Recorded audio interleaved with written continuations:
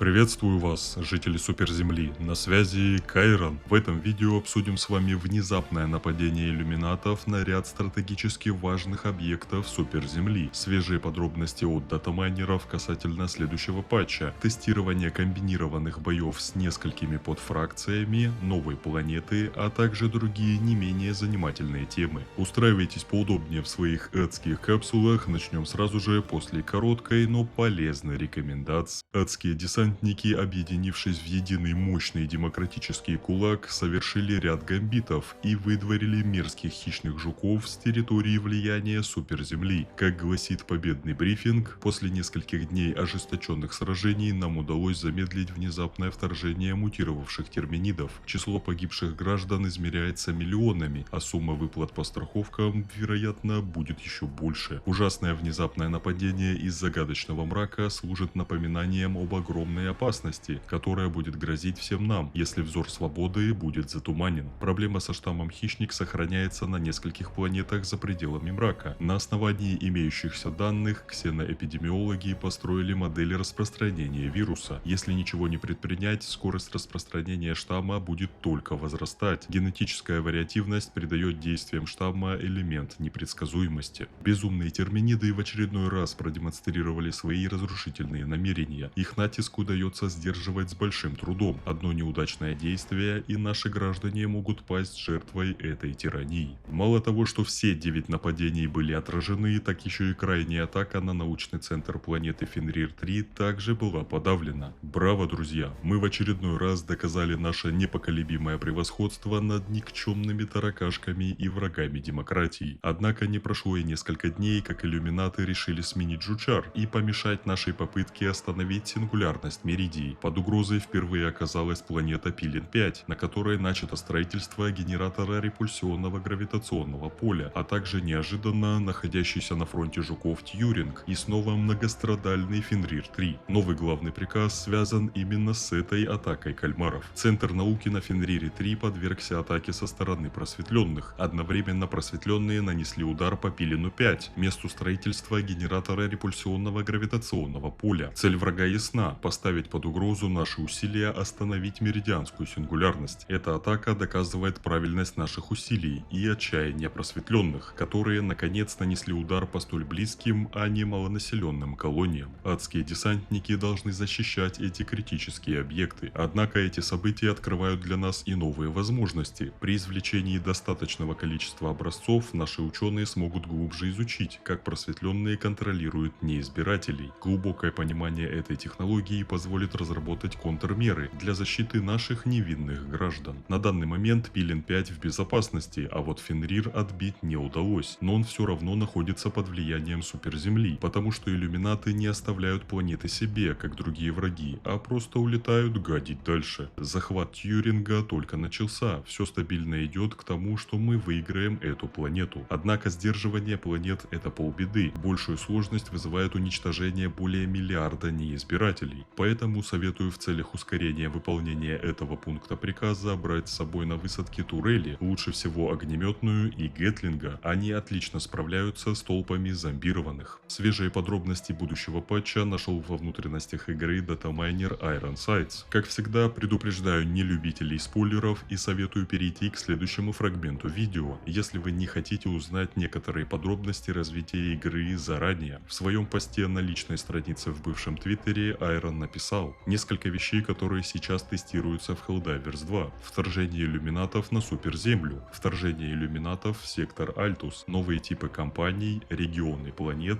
миссии с несколькими подфракциями, подфракции по типу реактивного батальона, предстоящий Варбонд и новая планета. Весьма интересное упоминание о боях с несколькими подфракциями и новой планете Iron прокомментировал так: миссии с несколькими подфракциями скорее всего добавлены просто для стресс-тестов производительности, но кто знает, новая планета может быть создана просто для тестирования, или же в будущем станет действующей планетой. Что касается иллюминатов, не прошло и суток с момента публикации сообщения Айрона, как их вторжение произошло, однако пока что в прошлом составе. И это очевидно на фоне всего того, что ранее произошло по лору игры, да и сообщение после уничтожения Айвиса четко дает понять, высшие кальмары тоже в пути. На данный момент у них две цели: Суперземля, что и так понятно, и и сектор Альтус, потому как именно в нем находится планета Пилин-5, на которой, как мы все с вами знаем, командование инициировало строительство генератора репульсионного гравитационного поля, который в свою очередь сможет полностью остановить продвижение меридианской сингулярности, тем самым раз и навсегда поставить точку на этой нависшей над нами угрозе. В общем и целом, как можно видеть из целого списка тестирования, разработчики наметили действительно интересные планы на будущее, и как по мне их уже стоит притворять в жизнь, ведь постоянная пустыня контента многим надоедает. Находка из разряда «никогда такого не было» и вот опять была сделана одним из игроков и успешно загружена на Reddit. Arrowhead'овцы что-то сломали, и теперь антиматериальная винтовка вдруг стала иметь меньшую скорость наведения, чем раньше. Эта неприятная участь постигла и R63 рвение, R63 CS рвение антиснайпер, а также BR14 эксперт. Но хорошее во всем этом то, что данный баг успешно отправлен в службу поддержки Arrowhead, и от них уже был получен следующий ответ. Это невероятно странно, мы все протестировали, и это неожиданно, мы не знаем, что произошло, но после разговора с коллегами выяснилось, что та же проблема есть у рвения антиснайпер и эксперта. Пока что мы думаем, что это может быть связано с прицелом, но до конца не уверены. В любом случае, спасибо, что сообщили об этом. Мы работаем над изучением проблемы и воспроизведением на нашем бэкэнде, чтобы выяснить, что произошло и как это исправить. Если вы нашли еще какое-нибудь оружие с такими же проблемами, не стесняйтесь повторно открыть этот тикет.